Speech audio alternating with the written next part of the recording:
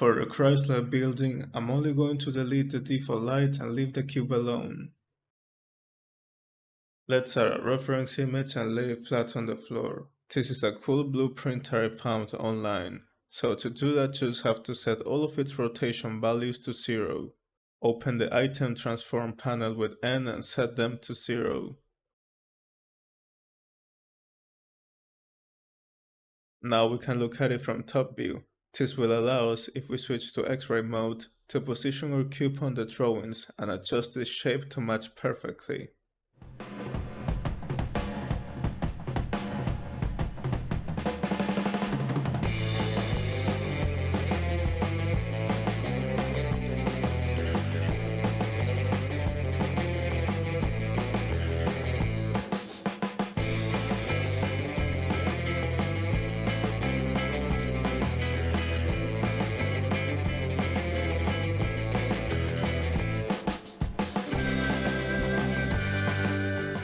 So let's do that. Go into edit mode, scale it and place it on top of the drawings.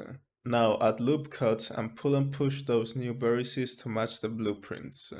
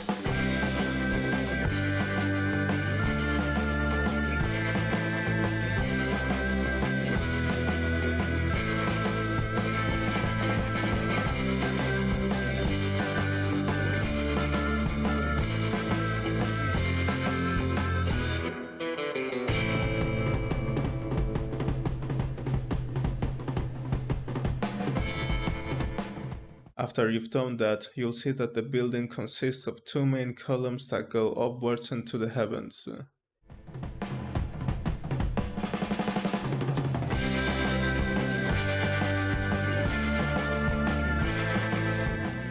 Extrude them up and add another cube on top of them because the columns aren't just monoliths. It's like they spawn other columns inside and they go on becoming smaller.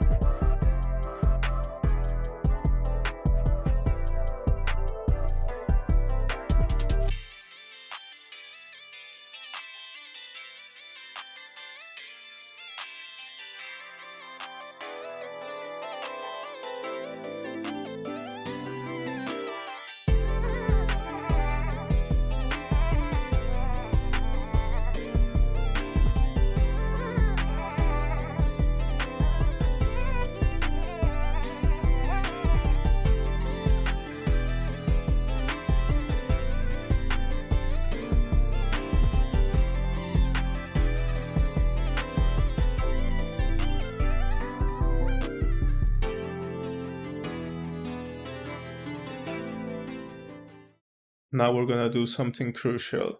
Go into edit mode and add two edge loops to the main body's cube and delete a third of the object, so you're gonna be left with only a quarter. After that, add a mirror modifier and apply it to the X and Y axis. That will allow you to edit just your little corner and changes will be replicated in the entire cube. Yeah, we're pretty lucky that the Chrysler Building follows this pattern, cause it's gonna save a lot of work.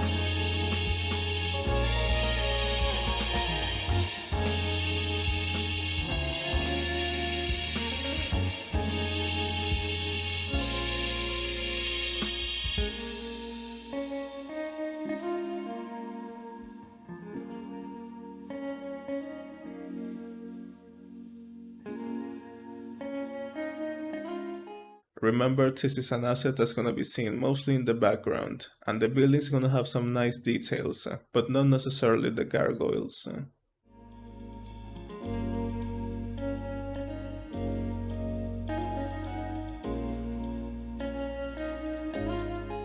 I'll tweak it until it looks good from all angles.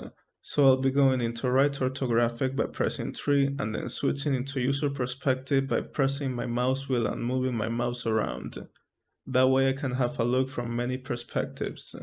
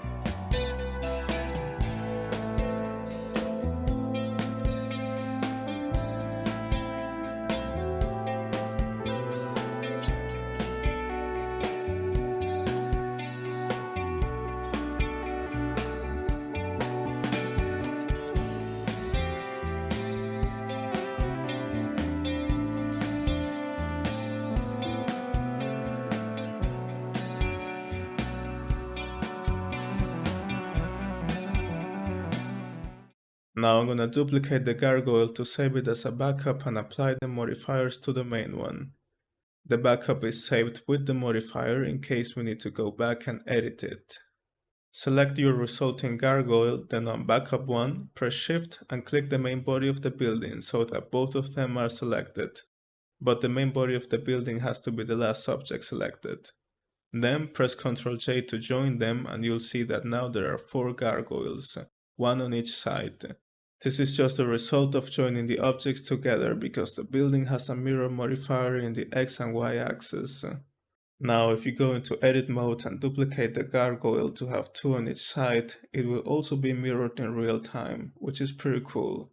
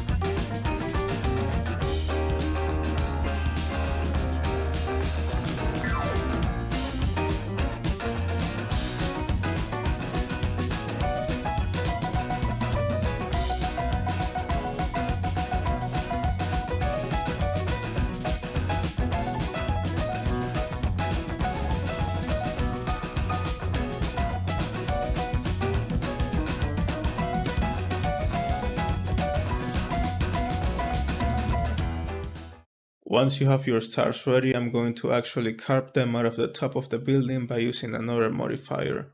So select the top base front object and add a boolean modifier. What this does is that it's going to delete whatever geometry exists in the intersection between two objects in the shape of the selected object. So your settings must be different, and for the object select stars. Now, if you hide the stars, you'll see that the top of the building has these carvings, shaped like the stars we just used. How cool is that?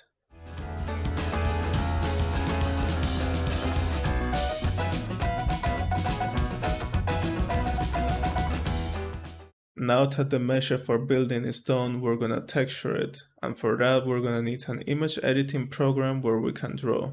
Any will do. I'm gonna use Photoshop just because I'm comfortable with that one. You can start by adding a 512 by 512 canvas that we're going to work on in just a minute. But first, let's set up our Blender interface for the workflow that's about to take place. Click and drag this little corner to create a new panel and set it to UV editor. This is where we're going to adjust how the texture looks in our model. And for this one down here, set it to shader editor. And this one can do a lot of stuff, but we're just going to use it to upload our texture files into Blender, really. Next thing you want to do is create a material on the main body of the building, and we have to ask ourselves, what do we want to show in this material? And that's of course our texture image. So go to the shader panel and Shift A to add a new node and search for image texture. We'll add our texture file in just a second when we save it in Photoshop or whatever program we're using. Of course, remember to connect the image texture node to the main node of your material, or you'll see a black object. For the first iteration of our texture, I'm just gonna go with a plain background and a few rows of rectangles that are gonna have smaller rectangles inside of them. That are gonna be the windows. These textures are gonna be kept very simple so that they are as lightweight as possible in terms of file size. We're gonna be doing the legwork of making them make sense in Blender.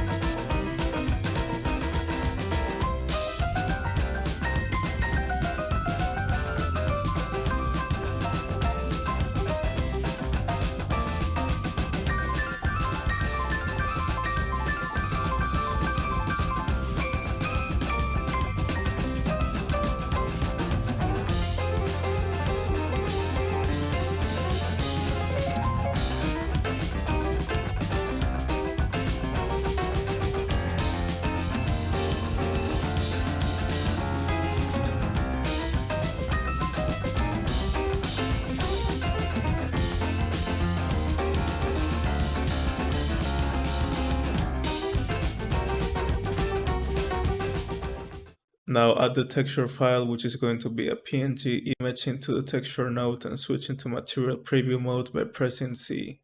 And you'll see that the main body of the building has a texture now, but it's all over the place, makes no sense, and we're gonna fix that in just a moment. But first, make sure to add the same material to all other objects that compose the building. So I'm gonna go ahead and add it to base, base 2, base 3, top base front, and spire. And I'll add a couple more edge loops to it so that I can have these sort of stripes where I can add columns of windows. It's like telling your mesh, take this face and show only this part of the texture in it, as if it were a sticker, and that is the concept of seams and UV mapping.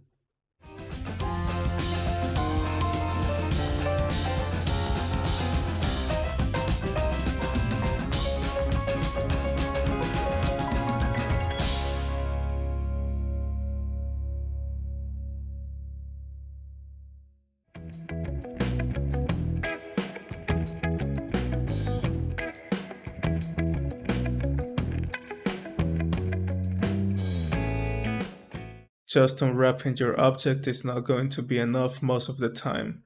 We need our faces to be displayed in a specific way in order to align them with the texture in the UV editor. And that's where seams come in. Seams are ways to mark edges so that when we unwrap our object, those edges and the faces they form will be displayed together as an individual piece that we can then move around and place anywhere we want in our texture. In Edge Selection mode, select all of the edges you'd like to mark, right-click and select Mark Seam. This option is not going to be available for Face Selection mode or Vertex Selection mode, so careful with that. However, you can select faces in Face Selection mode or vertices in Vertex Selection mode and then go to Edge Selection mode and mark Seam for all of those selected edges.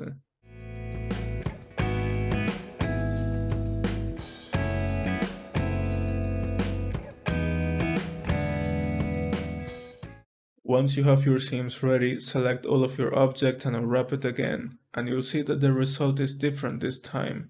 Feel free to repeat this process as many times as you deem necessary. You be unwrapping may seem intimidating at first, but you get better with time and practice, as with most things in life.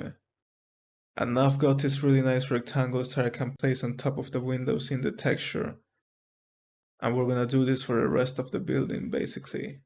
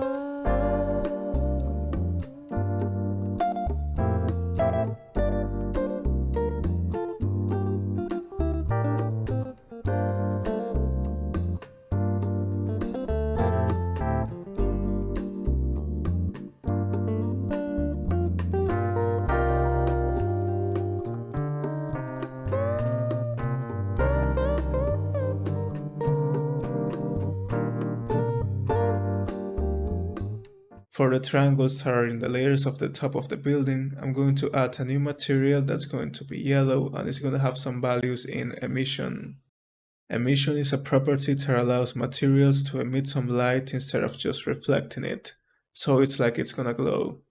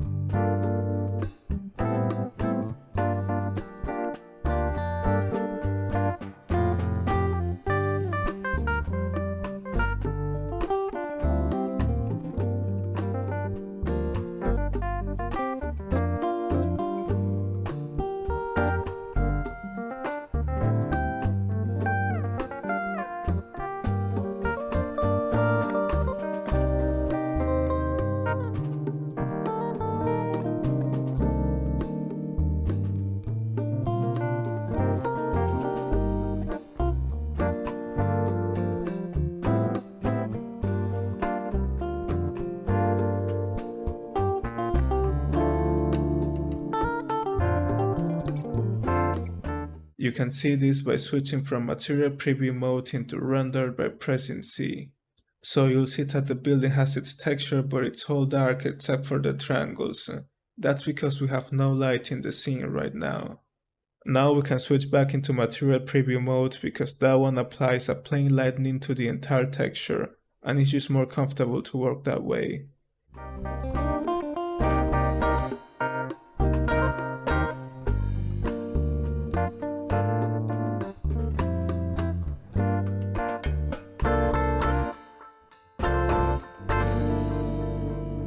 One last detail. You might have noticed that our image looks a little bit blurry, and that's because of this setting of the image texture node called interpolation.